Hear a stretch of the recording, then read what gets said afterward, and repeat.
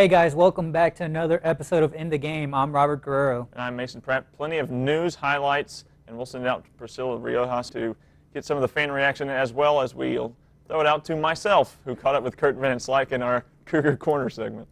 Senior Chris Carter was named the CUSA Male Field Athlete of the Year.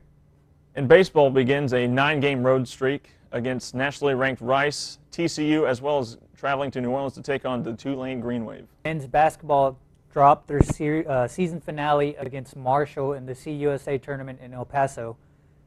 Maurice McNeil, Adam Brown, Samal Nixon, and Corey Tellis are all the seniors who are leaving the Cougars after this year. After a 13-3 start, softball has dropped to 18-12 after just winning 4 of their last 13 games. After a perfect regular season, the women dropped their game against Tulane in the Conference USA tournament and also dropped their game in the NCAA tournament against West Virginia. And football has just 10 spring practices left before the annual spring game takes place on April 9th at Robertson Stadium. Some sad news for the athletic department and the university as a whole. Swimming coach Mark Taylor passed away on Friday as he was attending the national tournament in Austin to see 2 of his athletes compete. He passed away of an apparent heart attack. Coach Taylor was 50 years old. He is survived by his wife and 2 sons. Coach Taylor not only preached athletic performance as well as academic performance. Coach Taylor himself had just earned a doctorate from the university in December. Coach Taylor will be missed, and it's a big loss for the university family. All right, let's go out to see some highlights of our Cougar teams at work.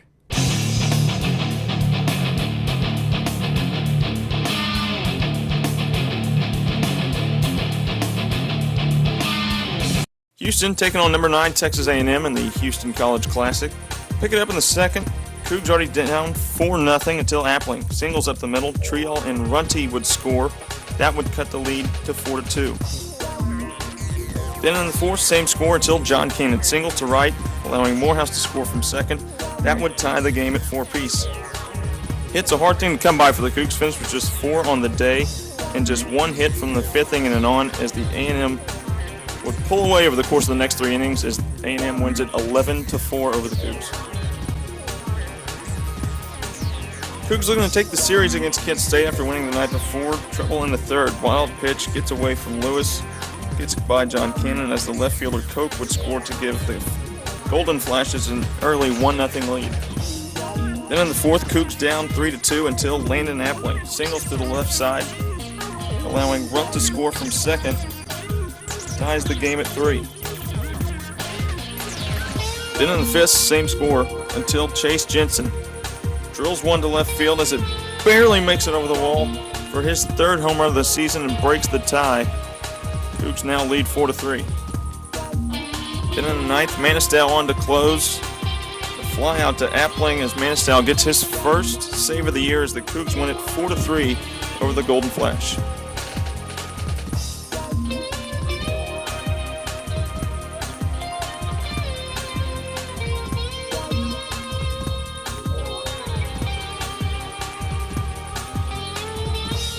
Crabtree getting the start in the first game of the 3-game series against conference opponent UAB. Crabtree came out on fire. 6 strikeouts in the first 2 innings. She finished with 12 on the day. Allowed just 5 hits and 7 innings pitched. It would not be enough, though, as the Cougs dropped this one 3-1 and would be swept in the series by UAB.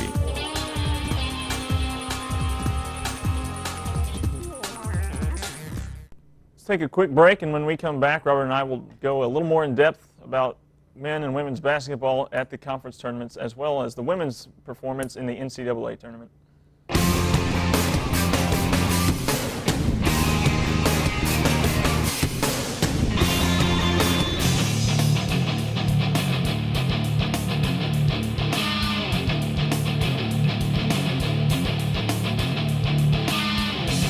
And welcome back. Let's start off commentary with the basketball teams. Their seasons have ended. The men's, of course, they didn't do so well. The women, kind of a disappointment there towards the end. Yeah, men, you weren't expecting like a big run in the conference tournament the way they did last year, so that doesn't come as a big a surprise. Women, they've got to be disappointed with the way things ended. lost in the second round of the conference tournament. That's always disappointing. After dominating conference play the regular season, you expect to go into that tournament and win it, obviously. And then being bounced in the first round of the NCAA tournament to West Virginia. Technically, it was an upset. U of H, an 8 seed, West Virginia, a 9 seed. So technically an upset, obviously not that big of one, though. Yeah, like you said, and also that we would have had to face Baylor in the second round. Would have been a hard task for the girls to do. You would have liked to see them win that one game against West Virginia. Yeah, just to get victories in the tournament is a big accomplishment. And yeah, like you said, going up against Baylor and Brittany Grimer was just ridiculous with the wingspan, just swatting things out of the air like flies. But what that game against West Virginia showed me, because Courtney Taylor got into some foul trouble early, it showed that how big of an impact Courtney Taylor was to this team, because as soon as she went out in the first half, that's when West Virginia made their run, got the lead, got a big double digit, I think it was 12 points by halftime, and they just never gave it up. They kept fighting in the second half, couldn't quite overcome it. I think they cut it to as little as 4 or 5, somewhere in there. But it just showed to me the impact of Courtney Taylor for this team. Yeah, it's what the girls like to run. Coach Buchanan likes them to run off the fast break a lot. So Brittany Scott, Leslie Mason, all the girls, Portia Landry, they pushed the tempo. And when the tempo wasn't there, they'd go down to Courtney. She'd set the tempo down low, move the ball inside, outside. They worked so well for the girls. And like I said, she got in foul trouble. They couldn't go to it. West Virginia was just really well prepared, really good team. Nothing to be upset about. Really dominated U of H on the boards, too. I guess the women kind of channeled their inner men's basketball team in that regard, because was it 22 offensive rebounds to West Virginia, and you cannot give up offensive rebounds, let alone 22, because that's either going to lead to wide open threes, which you can't have happen, or it's going to be an even easier putback, which is 2 points either way. So you can't give up offensive rebounds because it leads to easy buckets. That's how you lose ball games, and that's they lost by 6. I think they grabbed some of those misses that West Virginia had. They probably win that game. I think that also has to do a lot with Courtney not being there. She's usually the girl who brings down the rebounds. If she doesn't bring it down herself, she'll push it out, give one of her teammates a chance to go after it and get it. Men's basketball team, of course, disappointing season. Yeah. Losing 3 key guys, Adam Brown, Small Taylor, and Maurice McNeil. Mm-hmm. Their girls, of course, are losing Courtney Taylor, Brittany Scott, 2 big pieces. So it's going to be interesting to see how Coach Dickey and Coach Buchanan react to this, how the team looks coming in next year. And it looks like we're back into those rebuilding phases. Yeah, it does seem to be that way. I'm going to be interested to see who steps up in the offseason to accept that leadership role. I think maybe Kirk Van Slyke, he's going to be coming back. Maybe Kendrick Washington steps into that role. But like you said, disappointing end for men's basketball, including the conference tournament, lost 7 in a row, 12 of their last 13 games. Just it looked so promising after that Central Florida victory that over a ranked opponent. You think the sky's the limit for this team, and then they get down, and it was definitely not the way you want to close out a year. Yeah, they struggled. They had a couple of injuries here and there with Mo sat out a couple of games. Kendrick Washington was out as well. Yeah, staph infection, something like that. Big part of their bench play. There was a couple of games where Kirk Van Slyke came up big off the bench, and there was a couple of games where you didn't even know if he existed. Yeah. It was just kind of He also struggled with foul trouble sometimes, too, and like you said, comes off the bench. It was a constant. It never seemed like there was a consistent starting 5 for that group. It was a constant revolving door of, well, who's going to start this week?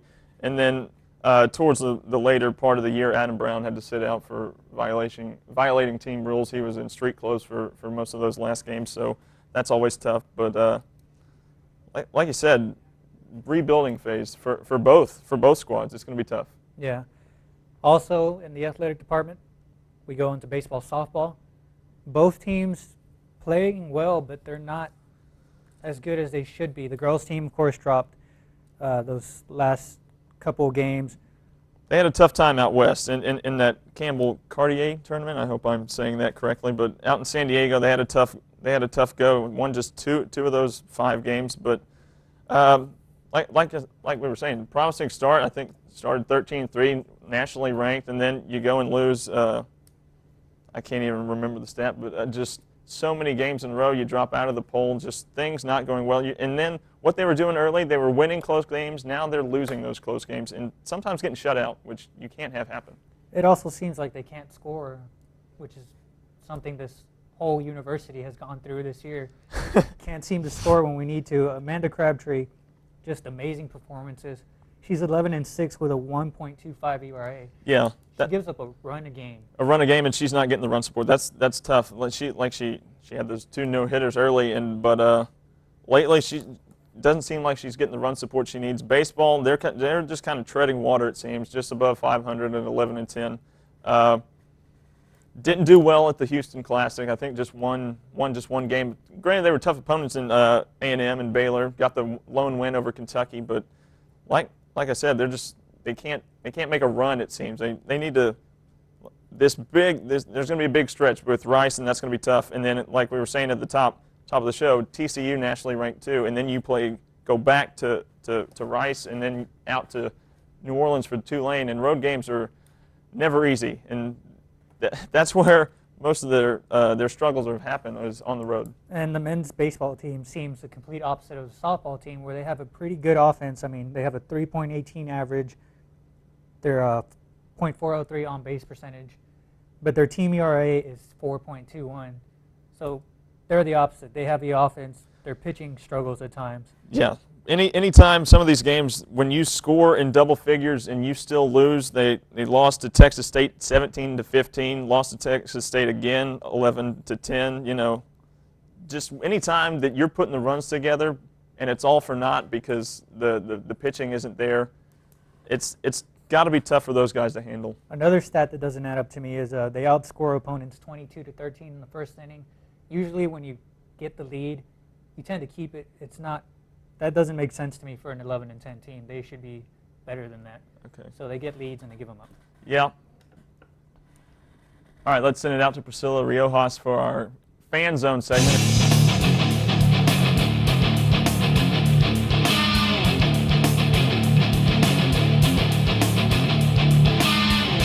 Hey fans, Priscilla Riojas here, bringing you Fan Zone from the middle of all the action at Frontier Fiesta. So let's hear what you have to say about all things sports.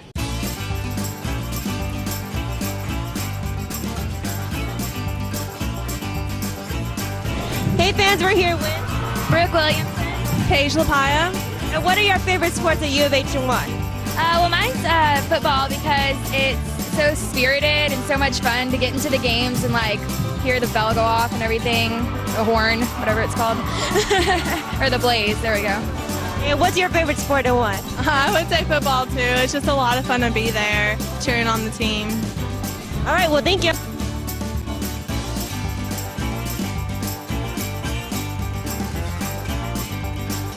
Hey fans, we're here with Joel, who's a Cougar alumni. So Joel, what did you think of the women's basketball season? Oh, you know what? They did very, very well. You know, go Cougs to them. You know, I'm very happy that U of H is getting out there a lot more. These girls are really representing the Cougars.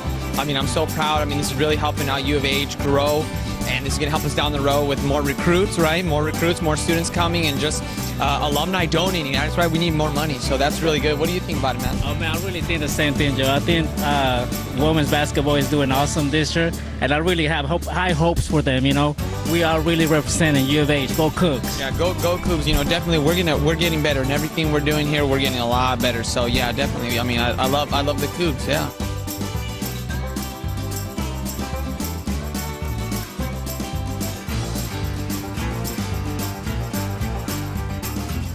Okay, we're here with Sam. So Sam, our football team just wrapped up their practices and have a scrimmage on Saturday. What are you looking forward to next season? I'm looking forward to a great fan base coming out and showing their support for our Houston Cougars football team. We've had great seasons for the past 2 or 3 seasons, and from the football team, I'm looking for the same intensity coming out there and competing again and playing with our home crowd, but also going out there and being able to play through the challenges that come through the game. We've got a lot of great players on our team. We've got a great coach, and I'm hoping that we can come up with a great season, a Conference USA championship. That would be nice. Are you excited to see Case come back and play? You know, Case is a very good guy. You know, anybody that's part of this Cougar family for any amount of time, we're glad to see that he's going to do well, and I'm happy to have Case back. It should be an interesting football season. So. All right, thank you. All right, well, that's a wrap here for Frontier Fiesta. Back to you guys in the studio. Thank you, Priscilla, for the Fan Zone section, and let's go out to break.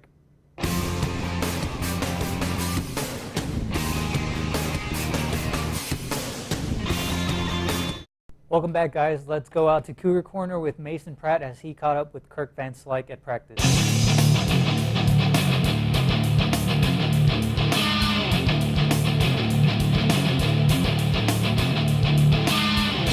All righty, we're here with our Cougar Corner segment. Joining us this time is Kirk Van Slyke. Thanks for making time for us, Kirk. Yeah, no problem.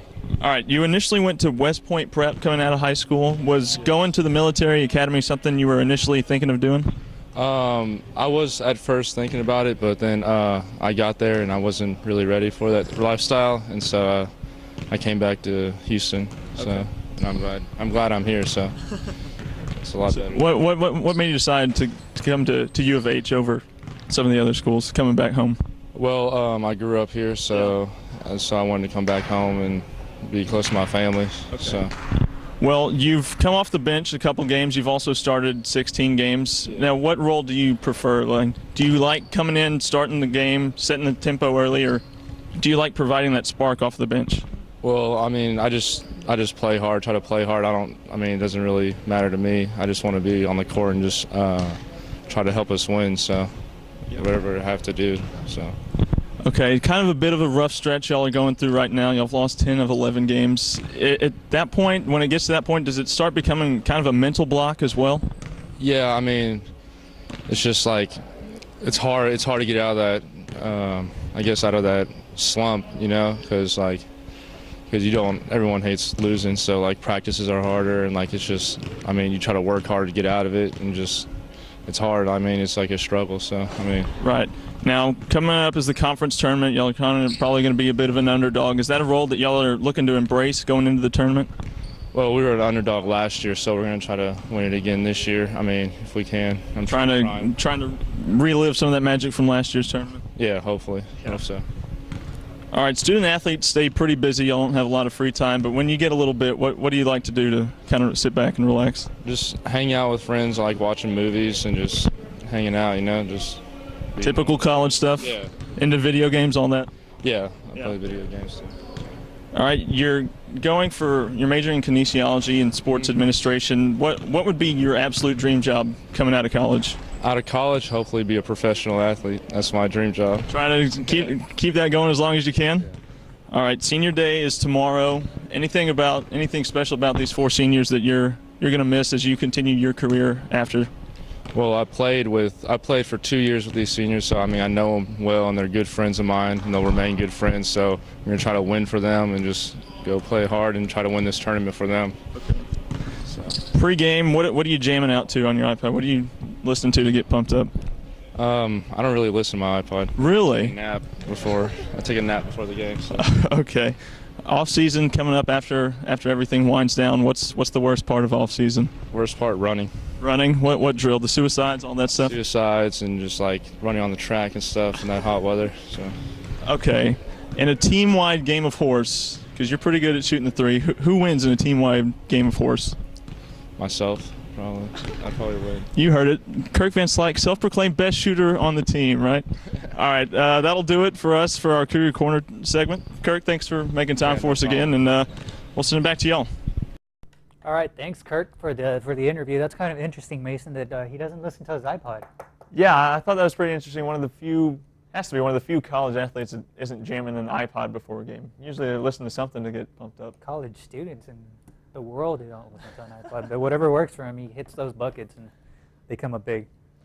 All right, that'll do it for us. Next week we'll recap baseball and softball's road trips, as well as have highlights versus baseball series against Kent State. We'll also try to see if we can get some interviews with some notable basketball alums as they attend the Guy V. Lewis birthday celebration on April 1st. And we'll be joined in studio by a former SVN alum and track star, Joel Rivera, will join us in our commentary segment. I'll also go out to the baseball diamond and interview MP Kokonos in our Cougar Corner section. That'll do it for us. I'm Mason Pratt. I'm Robert Gurrow. Remember, don't just sit there. Get in the game.